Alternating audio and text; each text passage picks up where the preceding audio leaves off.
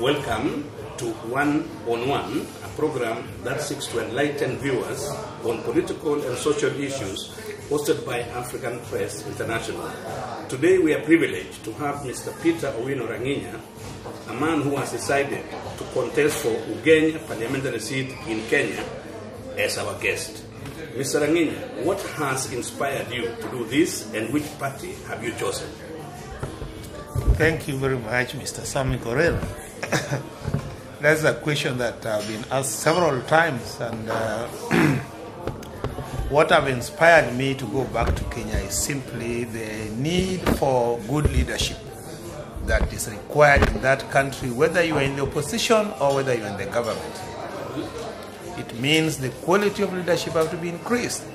And in this country, I've got advantage that I've studied and I've learned how good leaders are being groomed, and I think I've become one of them.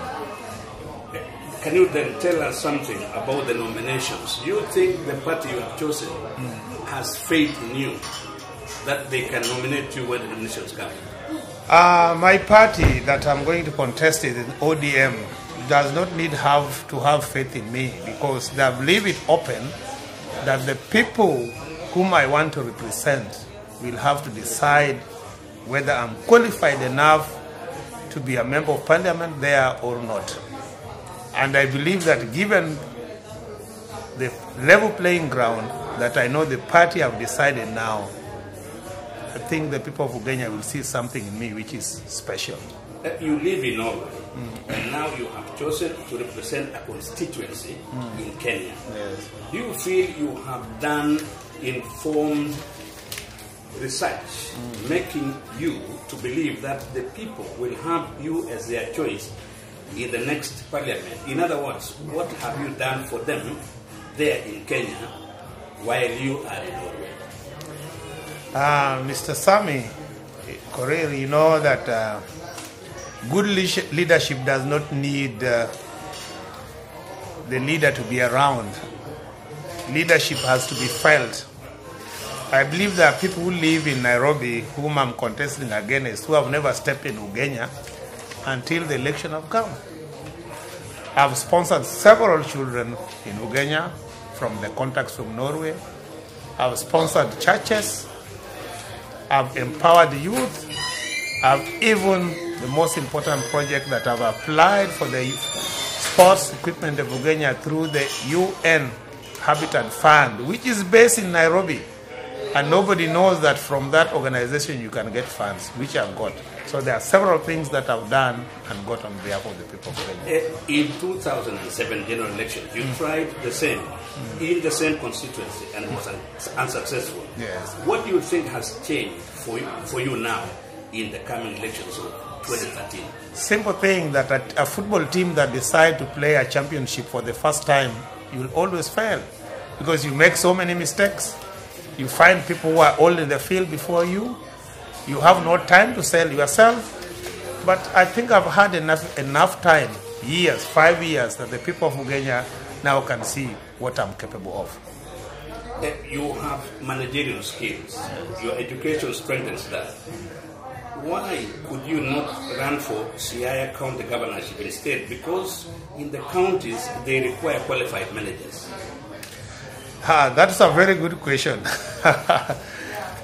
In fact, that is something that I weighed and thought of to do so.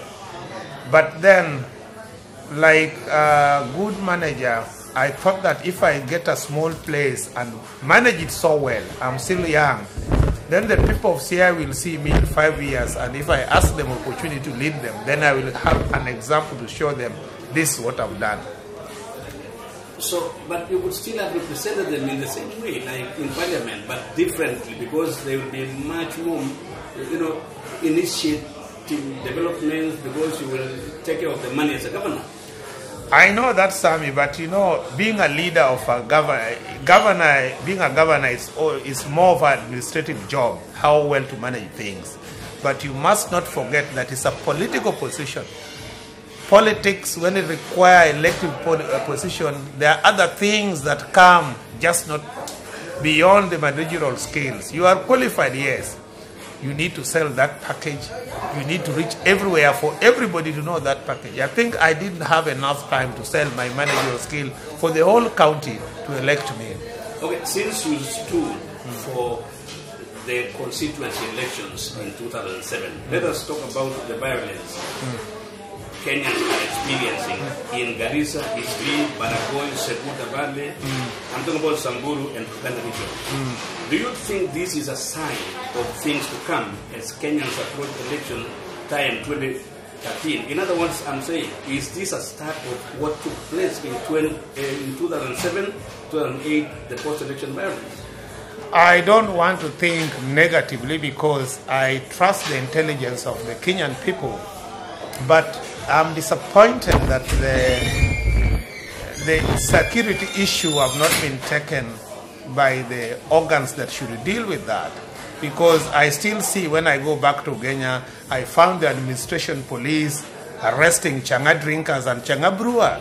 Changa drinking and brewing is not a security issue. It's a is an economic and social issue that we should not deal with it with sending policemen to catch them. In this Samburu, I was reading the policemen who were killed. Most of them were new recruits. And I cannot comment because when I see they kill the policemen, I think there are more to it that we don't know. So to come and say objectively that I can assess and analyze the situation which I don't know what brought back there, it will be jumping, and I don't want the normal naivety of rushing to conclusion before you know the details of the things lying behind there. Uhuru Kenyatta, William Ruto, the presidential aspirants, are facing serious charges at the ICC. Yes. What is your take on this? Should they withdraw their interest for the top seat and clear their names first? You see, that is a personal issue that they themselves can answer to themselves. As a leader, just like you asked me, why did I choose Ugenya, not Sierra County? I thought I'm qualified for both. But as a leader, that is a question they have to answer themselves. Nobody can answer for themselves. I would be if I say, no, they should not, whom I am.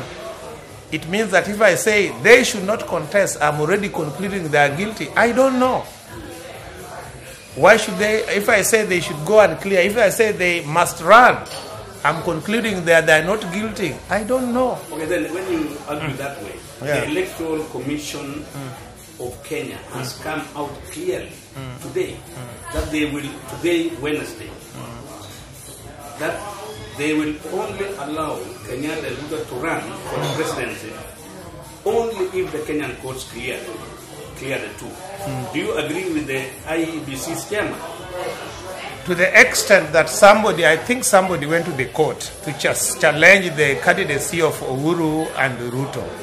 And once, let's be a country that have to respect the court of law. Once something have got to the court of law, let's not rush to comment it. But we have to know that if wherever the court of law decided, we have to learn to be a nation that learn to respect the decision of our courts. So I accept what the chairman said. If the court decide that they can run, nobody should stop them. We all know Ruto was in ODM. Yes. And many have insisted that Raila Odinga is to blame for the 2007-2008 post-election violence because he asked people to go to mass demonstration when the problem of who won the election came up. What is your take on this? You are an intelligent man, my friend. If somebody tells you mass demonstration, he doesn't tell you to go and kill the people. Mass demonstration is simply a protest. They are doing it everywhere. I see. So you are mass protesting in that you are saying no. So you are not only you are not protecting him because you belong to the same party. No. If he was guilty, I will not protect him. But as far as I'm concerned, he called for mass demonstration, mass action. That is the word.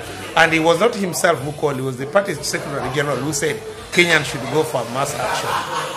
But as far as the definition of mass action is concerned, it does not tell somebody to go and kill. Those are two different things. Finally, if elected, what would be the priorities for your constituency and the people of Kenya? I believe that if I'm elected, I'm the only candidate, and that one I have to specify. I'm the only candidate who have come out with a well-written manifesto for my constituency, which have analyzed my policies from education, from health, from security, from agriculture, from empowerment of youth and women, and several other factors. And I've explained to them how to achieve those things. It's important that we manage CDF well. If we have that CDF in the next government, I don't know. And it's important that we, the people of Ugenya, know that no society cannot develop without its best brains. Who has the capacity to mobilize all the brains in Ugenya, the elites which are working in Kenya and the elites which are working abroad, to bring them together so that they can develop their constituency. Thank you, Mr. Ranginya, for this interview, and we wish you well during your campaigns for the Ugenya parliamentary seat. Thank you very much.